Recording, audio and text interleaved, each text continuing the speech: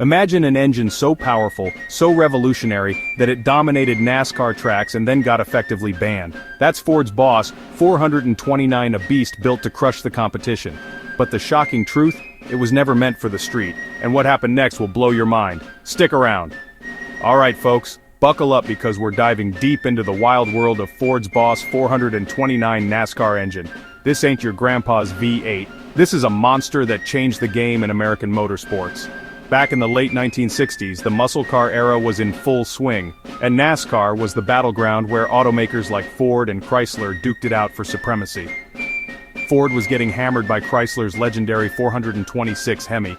Ford needed a weapon to fight back, and that's where the boss 429 comes in. But hold on, why did Ford stuff this massive engine into a Mustang that could barely handle it? The answer's gonna surprise you. It all starts in 1968. Ford's new president, Bunky Knudsen, fresh from GM, decided it was time to go all in on racing. He tasked engineers with creating a big block V8 based on the 385 series to homologate a semi-hemispherical head engine for NASCAR. NASCAR rules required at least 500 production cars sold with the engine to race it. So Ford picked the Mustang, even though it was a tight squeeze. Literally a tight squeeze. They had to rework mounts, oiling, headers, and even the hood to make it fit. The Boss 429 displaced 429 cubic inches, with a 4.36-inch bore and a 3.59-inch stroke. It featured aluminum cylinder heads with massive ports and valves, a forged steel crank and connecting rods built for abuse. The combustion chambers were what Ford called crescent, or twisted Hemi. Valves rotated about 30 degrees to improve airflow. Instead of a conventional head gasket, they used Cooper rings and Vuitton O-rings, bulletproof under pressure, but a nightmare to service if you weren't a pro. High proficiency required, these weren't backyard swap-ins. Teams beefed up oiling, used 4-bolt mains and reinforced components for endurance at high RPMs. Every detail was about making a street-legal engine survive race conditions. On street cars it ran a 735 CFM Holley 4-barrel, but race teams pushed it even further, bigger carbs, stronger oiling, and dedicated race tuning. Officially, Ford rated the Boss 429 at 375 horsepower and 450 lb-ft of torque. But insiders and dyno tests tell a different story. Much higher numbers. Estimates put true output near 500 horsepower, and race trim could push 620 or more. Why understate the numbers? Because insurance companies were cracking down, jacking up rates for high-performance cars. By lowballing horsepower, Ford kept the Boss insurable for everyday buyers. But on the track this engine was a screamer, revving easily to 6,000 revolutions per minute thanks to its over-square design. Race teams fitted 1,000 CFM Dominator carbs, better oiling, and 4-bolt mains to extract maximum power and endurance. Those upgrades turned a potent street motor into a relentless race engine. And yes, it could hold high RPMs for long runs on super speedways, so the public spec was conservative, the track spec was terrifying. The Boss 429 debuted midway through the 1969 season, March 30th at Atlanta International Raceway. Cale Yarborough, in a Wood Brothers car, took the checkered flag, the engine's first win. From there it was domination. In 1969, Boss-powered cars won 26 races, including an 11-race streak.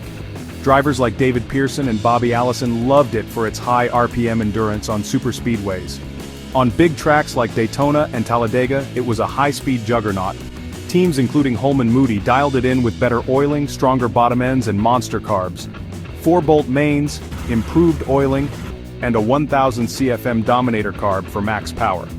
These upgrades let drivers push longer and harder than many rivals could handle. 1969 became a Ford-dominated year on many tracks. The Boss was a game-changer.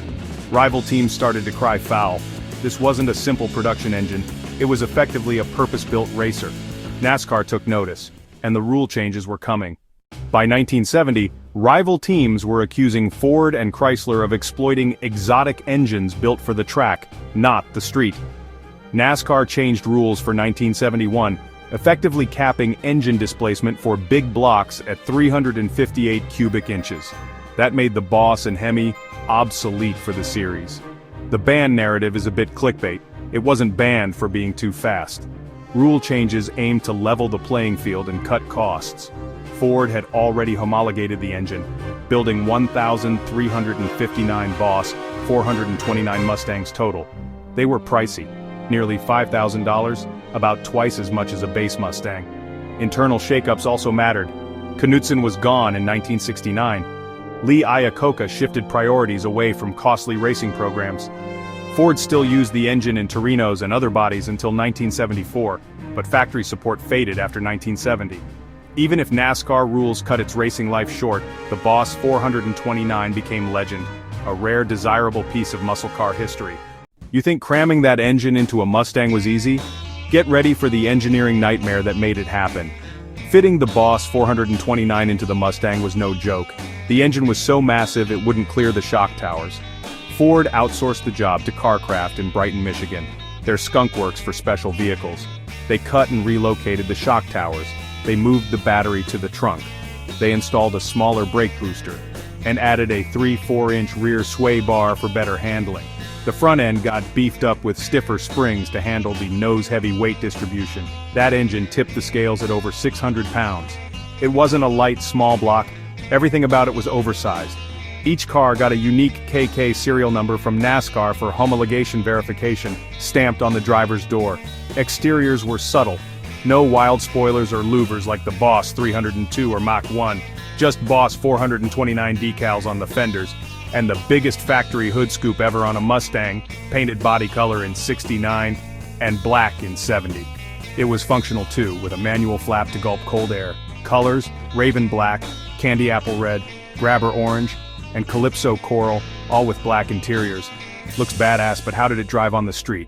The truth might shock you, it wasn't all glory. On the street, the Boss 429 was underwhelming.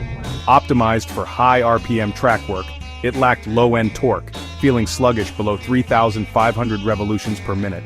The huge ports and heavy rotating assembly made it a dog in traffic, and the front-heavy balance hurt cornering.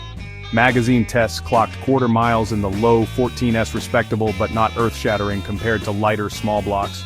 Plus, maintenance was a headache. Most Ford dealers weren't equipped to handle the no-gasket design or specialized valve train, leading to overheating issues and frustrated owners.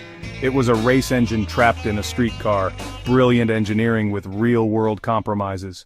Shocking truth number 1. The engine had no head gaskets. That O-ring setup was racing tech. Great for sealing under boost, but tricky for backyard mechanics. Number 2. Ford built 2 Boss 429 Cougars for Lincoln Mercury's race division, ultra-rare prototypes that few know about. They never went into full production, making them near mythic among collectors. And number 3. Despite its street struggles, the Boss 429 found redemption in drag racing. In 1982, NHRA relaxed rules for pro stock, allowing 500 CID engines. Bob Glidden dominated with updated Boss 429S, winning 5 straight championships from 1985 to 1989 in Thunderbirds and Probes. He racked up 85 wins and 10 titles before retiring in 1997, from NASCAR champ to drag king. But wait, there's more. Ever heard of the Can-Am version? Ford experimented with a 494 CID Boss for Can-Am racing, using an aluminum block and mechanical fuel injection. Teams like Holman Moody and Alan Mann built a handful, pushing over 700 horsepower. It was wild but short-lived. Today, modern recreations like John Case's Boss 9 use updated heads on standard 429 460th blocks, cranking out up to 1,000 horsepower for $23 500 plus. That's the legacy, an engine that refuses to die. Values, sky high. A pristine 69 sold for $442,000 in 2022. And a rare Calypso Coral 70 with white interior fetched big bucks at Mecum recently. Why? Rarity, power, and that NASCAR heritage. It's not just a car, it's a piece of American racing history. Think you know all the secrets? Here's one more shocker. The first Boss 429 was codenamed Job 1. Inspiring Ford's famous quality slogan.